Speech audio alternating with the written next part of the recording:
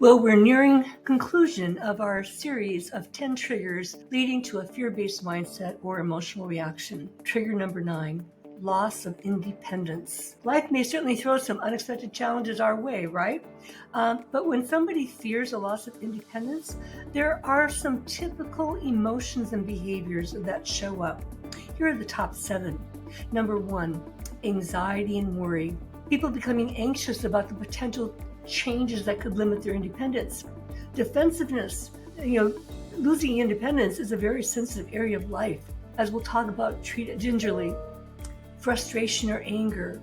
Oftentimes people may show openly their frustration or anger, feeling as if it's targeted towards somebody else when it's oftentimes internally directed. And a resistance to change. Number 4, there may be a reluctance to adapt or change to new circumstances.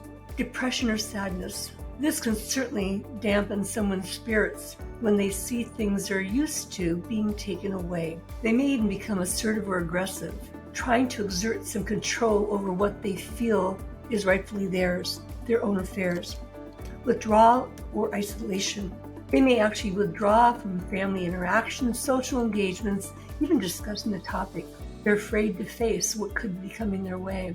So as mediators, advocates, and leaders, it's important that we understand these typical emotions around the loss of independence and first start by empathizing or validating. Acknowledge where someone's coming from. Identify the fears that you're hearing them express. Encourage active participation in those areas where they can still maintain some control. Provide information and options about what they might be able to do within their sphere. It's often not what we do, but how we do it. So how can someone maintain their level of activity, but maybe doing things differently?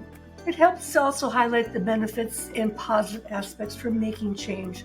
Sometimes we can get stuck in a rut and we need help to move on. And also clearly respect their need for autonomy and the choices they make.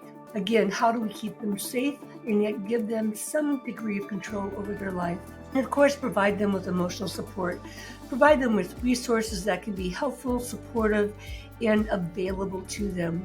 Of course, all of this is cloaked within creating that safe and trusting environment. And one important thing here, when someone's going through change where there is this fear of loss of independence, do stay engaged, follow up and review their journey as things change.